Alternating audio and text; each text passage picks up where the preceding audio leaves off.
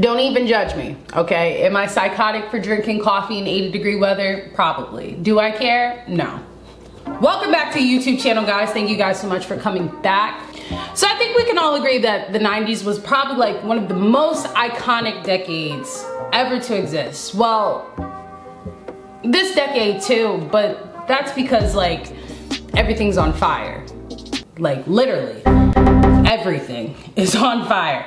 But the 90s, she truly was that girl, okay? She was popping, she had television shows, celebrities, music, everything that you could imagine really flourish in that decade.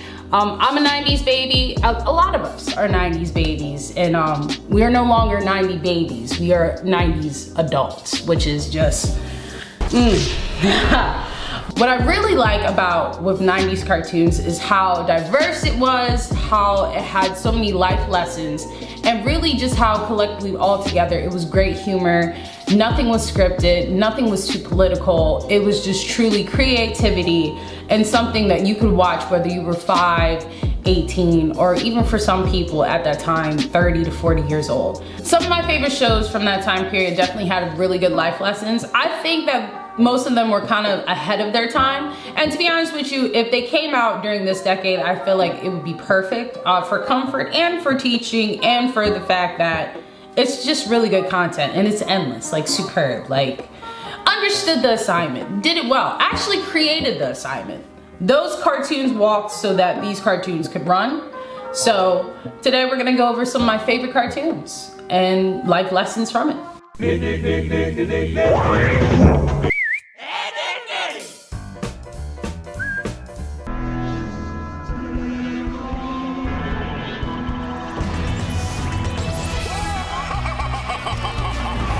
We interrupt this program to bring you Courage, the Cowardly Dog Show! So first one up is Hey Arnold. I love Hey Arnold. It's one of my favorite cartoons. Arnold is my guy. I feel like he started the fashion trend of tying the shirt around your waist, because like I could never question whether he was wearing a skirt or a cleat, but my man's, he started the fashion trend, okay? He was on to something. My good sis Helga Pataki, she definitely was the definition of like, run it up, okay? If you really want to start something, it can be something. I think Helga, she speaks for like a lot of women in this decade, where it's like, I get what I want and I do what I want and you ain't gonna tell me otherwise. Period. And I love her complicated relationship with Arnold. I think she's like the definition of love hurts. She loves Arnold, but she's like, get away from my face. Like, I love you, but like, I'll also punch you. Like, young love is complicated. I think at the end of the day, that's what I got, is that just being in love at a very young age, it's complicated. Relationships are hard. And you do what you want in your relationship. You make the boundaries, because that's exactly what she did. She said, I love you, but from a distance, okay? Yes, I want you to be my boyfriend, but in secret. She's like, you're mine. You're nobody else's, even though nobody knew. It was like, you're my boyfriend, even though you don't know you're my boyfriend, okay? Don't touch him. She said, that's mine, right there. She claimed it, okay, period. So the next shows that I have are Kids Next Door and Rugrats. Both shows, at the end of the day, the lesson that I got from it is that adulting is trash. Don't do it. I'ma stay a kid forever. Kids Next Door, they're like the Avengers, okay? Little kid Avengers out here fighting the good fight, fighting the crime and evil that is paying bills, having a job, and worrying about insurance. And they said, no ma'am. Okay, we're gonna stay right here in this tree house, become operatives. It's a whole secret undercover organization that is literally out here trying to terrorize adults. And what I consider would be Thanos is the children, the delightful children down the lane. Also, like my boy Nigel Uno, from my knowledge, is the only person who I've ever seen be bald at such a young age, which means he's already stressed out. He already foreshadows and sees the future of being pressed and stressed, and he doesn't want those problems. He wears shades like he's Neo from the Matrix, okay? That's how I know I gotta take him seriously. If I could get my childhood to be like that, of just staying in a treehouse with my best friends and we go on missions all day, and I get to eat whatever I want, wear whatever I want, do whatever I want. I mean, they have no adult supervision. They all literally live on their own. They said, this is where it's at. He said, I'm an adult already in my own world. And I respect it. And in Rugrats, it's kind of the same thing, right? It's like the goo goo gaga, it means something. It's like, no mom, put me down. I got a game of dice that I gotta play at 3 o'clock back in the playpen, all right? Turn off the Coco Melon. I'm gonna go pop a cold one with the boys at the slot. I remember there was an episode where Tommy literally fought against having the sippy cup. He knew that was the next stage and he said, I don't want that. Shh. It's bottle for me, babes, okay? It's the bottle for me, babes, okay? No sippy cup over here. You ain't telling me what to do. The next show that we have is Recess. So Recess, I feel like Recess kind of shows school politics and really the savagery of what is middle and elementary school. High school is like another toxic wasteland, but like you really get your grooming in middle school and elementary school, right? You get to see like the first person who eats glue, somebody gets into a fight, traumatic things that happen in the bathroom, all of it. It really shapes you as a person. That's where you form your personality and like get all your little quirky tics that you cringe when you look at the yearbook and the photos 10 years later. Recess, for the most part, it just shows like how trash cliques can be. You know, it's divided all up into these groups that you see. You have the jocks, you have, the mean prissy girls that are like the gossip girls. You have these two boys, they're brothers, they have their own little club where they like literally dig a hole to China and they're into architects. You have like the geeks, the nerds, all of it. I mean, your top tier is a dude that goes by King Bob and he's in 6th grade, okay? He just learned algebra and he just learned how to write at least 1,000-page paper, I'm assuming, and read like, you know, the difficulty books that are like thick. That's at least 200 pages. And he's like, you know what? I'm smarter than most of y'all. Y'all finna do what I say. That's it, period. That's the cap. The bar is low. At the end of the day, the show just really shows the simple life enjoying aspects of being at recess. Playing recess, being in your own world, and chilling with your friends. I mean, recess and nap time, to be quite honest, are like the top 2 essentials in life. If I could have both of those things be transferred into my adulthood, I'd be a way more happier person. Would I leave my job early? Most definitely. Would I ever get any work done? Absolutely not, but that's okay because my mental health is top tier. I also appreciate how in the show they identify snitches at a very young age. Randall, he has like the receding hairline. His mom definitely cuts his hair. Like, definitely just like puts that cup of water and gets like the tiny scissors, the scissors that you like cut your nails for, and just does like a little snip step here, snip step there. And she's just, yeah, you're fine. He definitely lays out his clothes first thing in the morning, and he's ready. He's ready. He has no friends. He eats in the principal's office.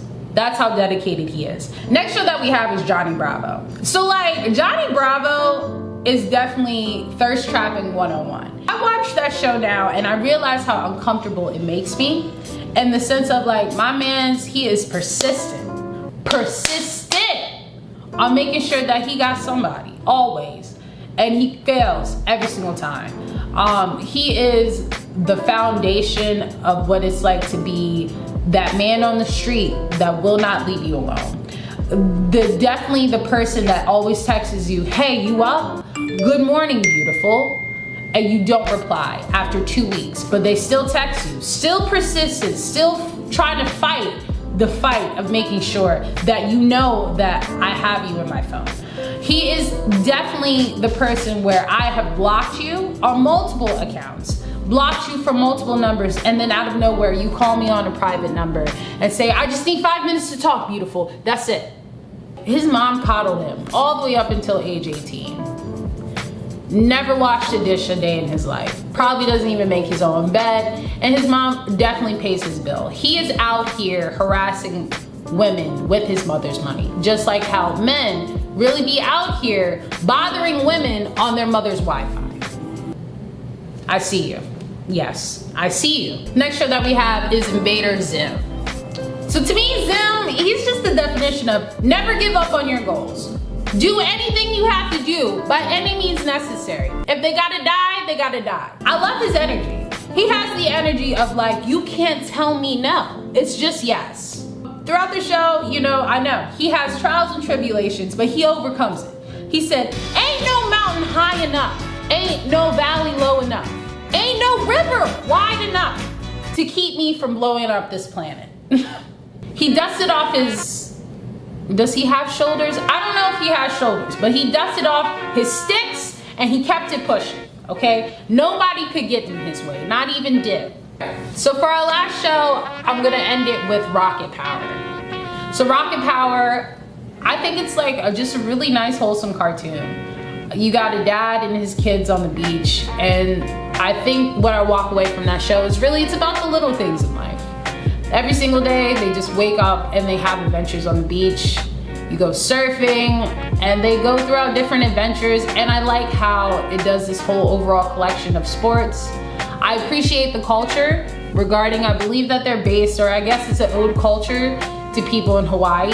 I also appreciate the family and the diversity. You know, one thing about in the 90s, and specifically with cartoons, is that it did serve a lot of inclusion with colors of characters, doing them justice of making sure that they actually looked like colors of character, and really kind of bringing up their background and shining light on their culture.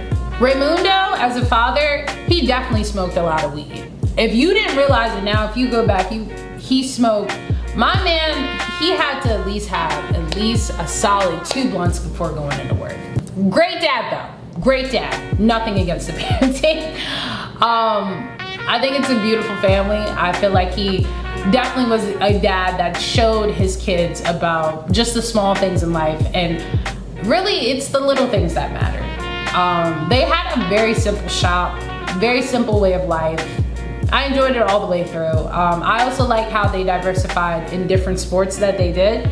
It wasn't like the stereotypical, oh, you know, Hawaiians just surf. No, they did like skateboarding, skating, hiking, all of it. And I really appreciate it. Top tier cartoon, very good heart, very wholesome.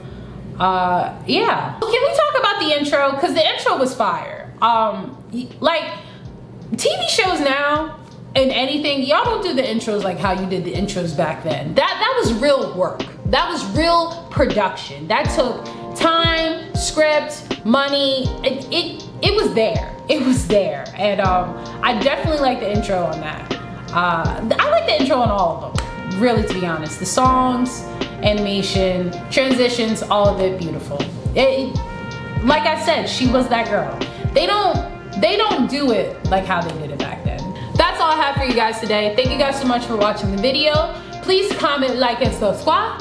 Definitely check out these cartoons. If you've never heard of any of these cartoons, I'm most definitely judging you. What are you doing? Don't tell me that you watch Love and Hip Hop New York, but you can't name the guy that looks like a shaved football head or those babies that be out in the street.